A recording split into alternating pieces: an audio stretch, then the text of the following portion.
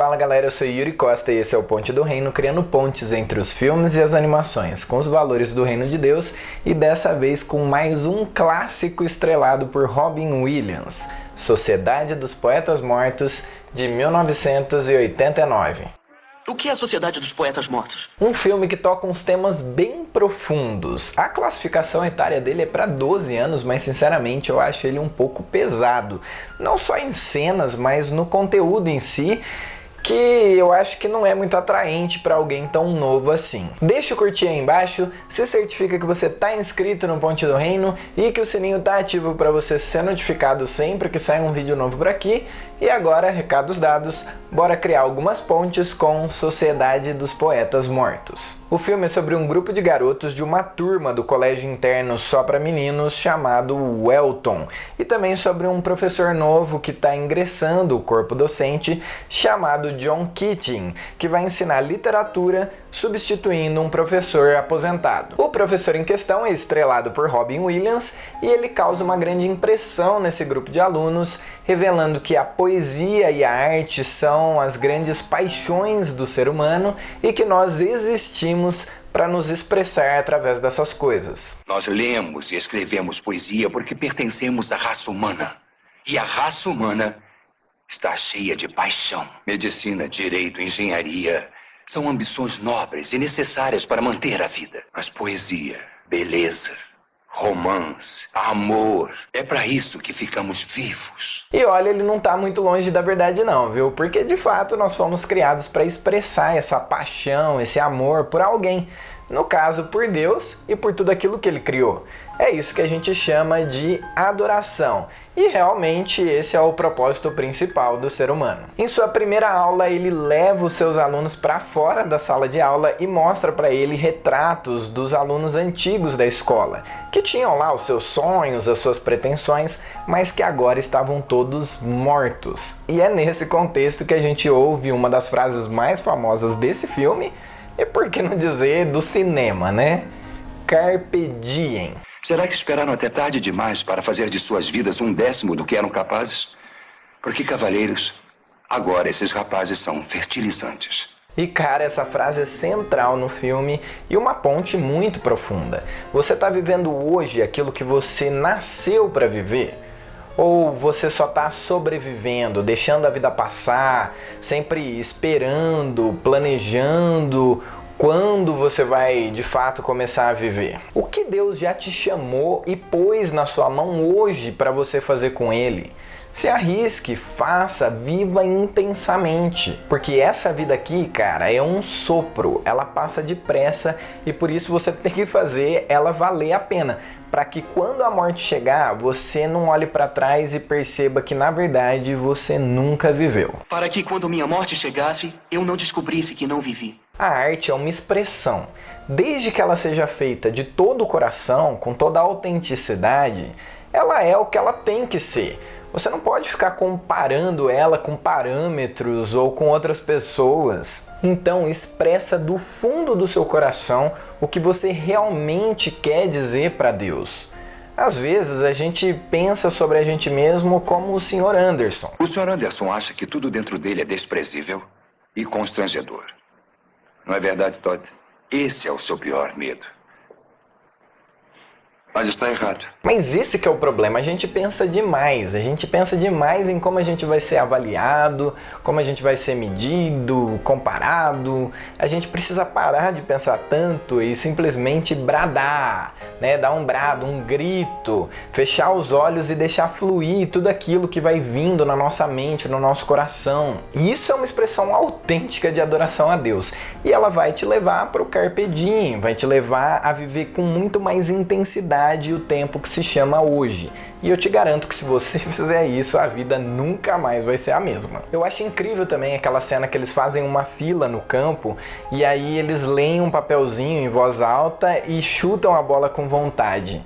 E uma das frases que eles leem é essa aqui, ó. Dançar, bater palmas, exaltar, gritar, pular, rolar, flutuar. Isso se parece muito com algo escrito por Davi. Sim, nos salmos bíblicos. A Bíblia, na verdade, é cheia de ordens assim E embora a gente se preocupe bastante com outros mandamentos, como não haja entre vocês nem sequer menção à imoralidade sexual, ou não matarás, que veja bem, é ótimo que a gente evite essas coisas, tá? Mas a gente não se preocupa da mesma forma, no mesmo nível, ou em qualquer nível, com esse outro tipo de ordem sobre como a gente deve se portar em adoração a Deus. Ele quer que nos expressemos totalmente para Ele, sem reservas, sem se importar com o pensamento das outras pessoas. Esse filme é cheio de frases incríveis e outra delas acontece numa aula que ele está dando, falando sobre enxergar as coisas numa outra perspectiva, e aí cada um dos alunos sobe em cima da mesa do professor e enxerga as coisas de um jeito que não é muito comum, né?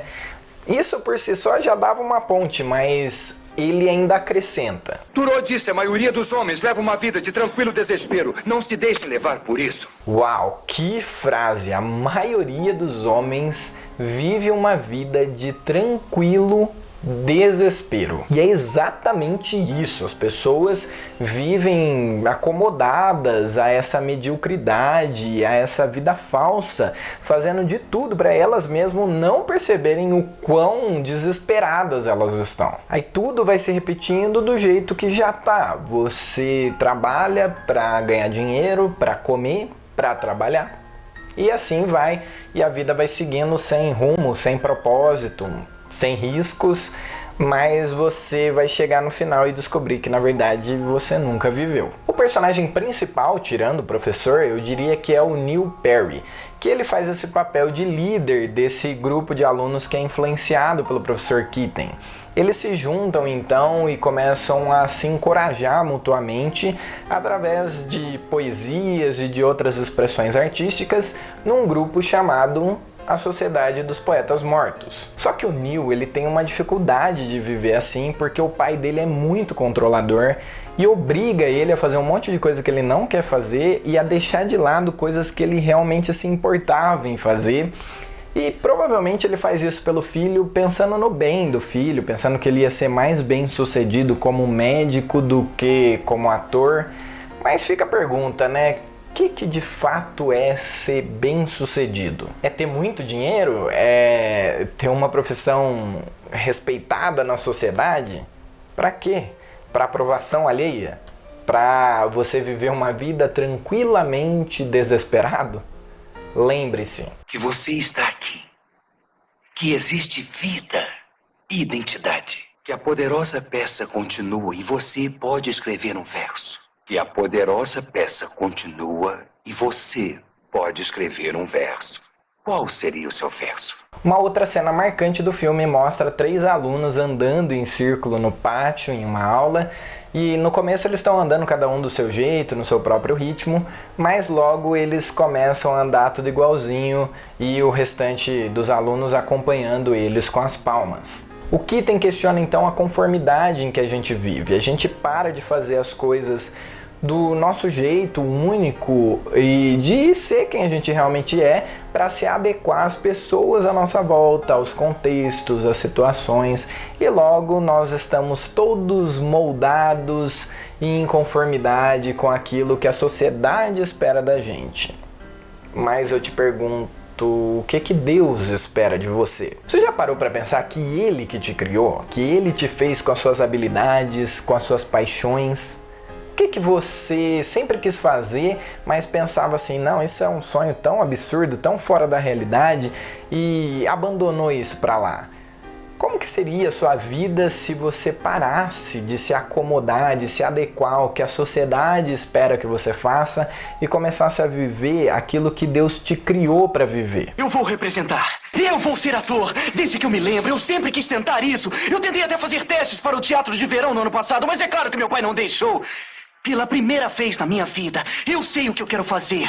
E pela primeira vez, eu vou fazer! Meu pai querendo ou não! Carpe diem! Eu acho muito legal a forma como o filme mostra isso através da vida de um outro aluno, o Knox Overstreet. Ele fica apaixonado por uma menina que é de uma outra escola que já tem namorado. Mas ele não se intimida, ele liga para ela, ele acaba sendo convidado para uma festa. Aí ele demonstra pra ela nessa festa que ele tem um carinho especial por ela, ele acaba apanhando por causa disso. Aí ele vai até a escola dela, ele é rejeitado por ela no corredor, mesmo assim ele entra na sala dela e declara o seu amor por ela na frente de um monte de outras pessoas, lendo a poesia que ele escreveu para ela. Ele estava disposto a passar vergonha e ele passou, mas ele viveu, ele tentou, ele fez, ele leu. Ele não vai morrer pensando em como teria sido se ele tivesse se arriscado, porque de fato ele fez. E sabe o que é legal? No fim do filme eles acabam juntos. A ponte aqui não é dar em cima de pessoa comprometida, tá bom? Presta atenção. Mas é você estar disposto a passar vergonha por aquilo que você realmente acredita. Você realmente crê que Jesus ama as pessoas e que ele quer salvá-las da rebeldia delas? Então prega isso para elas, mesmo que isso te faça passar vergonha na frente dos outros, mesmo que às vezes você vá ser rejeitado por causa disso, no fim vai valer a pena. Eu não aguento mais. Se eu não tiver a crise, eu vou me matar. Você tem que se acalmar. Não, Charlie. Esse é o meu problema. Eu fiquei calmo a vida inteira. Eu vou fazer alguma coisa. Onde você vai? O que você vai fazer, hein? Eu vou ligar pra ela. Já a direção da escola representa o completo oposto disso tudo que a gente falou até agora. Eles estão sempre focados na tradição e na disciplina. Prepare-os para a faculdade, que o resto aparece sozinho. Porque o que importa mesmo é passar na faculdade, não é, gente? Olha, eu fico impressionado com a quantidade de pais cristãos que fazem muito mais para que os seus filhos entrem numa faculdade do que fazem para ter certeza de que eles são autênticos discípulos de Jesus. Sério, tem um monte que até incentiva o filho a faltar dos cultos ou de atividades da igreja para estudar para uma prova. Como se passar naquela prova fosse algo mais relevante, mais importante para a sua vida do que aquilo que Deus tem para falar e fazer na sua vida espiritual. Não que fazer faculdade seja um pecado, mas também não é um mandamento bíblico, tá? E muitos pais criam os filhos como se isso fosse a coisa mais importante da vida deles por anos. Por outro lado, eu também gosto em como o filme mostra que sugar a essência da vida, o carpe diem, não é a mesma coisa que fazer bobice, tá? O senhor realizou uma brincadeira idiota hoje. Está do lado do Sr. Nolan? E quanto ao Carpe Diem e sugar toda a essência da vida? Sugar toda a essência da vida não significa cometer uma gafe. Há hora para ousadia e hora para cuidado. E o homem sábio entende sempre quando. Mas eu achei que iria gostar. Não. Ser expulso do colégio para mim não é ousadia, é estupidez. Então não seja perseguido pelos motivos errados, tá bom? Seja perseguido por fazer aquilo que Jesus te chamou para fazer. Mas pro fim do filme tem a tragédia envolvendo o Neil Perry. E eu acho curioso como a grande maioria das pessoas que veem esse filme, elas ficam indignadas com a forma como o pai trata o filho de forma autoritária, mas as mesmas pessoas esperam que Deus seja um pai como o pai do Neil, sabe? Controlando cada passo que a gente dá, nos privando de fazer qualquer coisa que a gente realmente quisesse fazer. Deus sabia muito bem os riscos que ele corria em nos dar liberdade e ele pagou um alto preço por isso, para que a gente tivesse um relacionamento com ele de amor e não de escravos. Estamos nos esforçando para entender por que você insiste em nos desafiar. Mas seja qual for o motivo, não vamos deixar você arruinar a sua vida. Amanhã vou retirar você de Welton e colocá-lo na escola militar de Braden.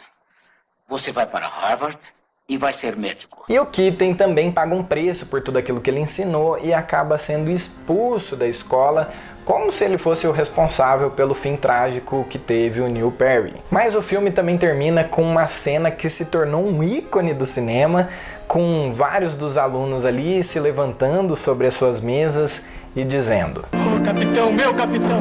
Sente-se, Sr. Anderson.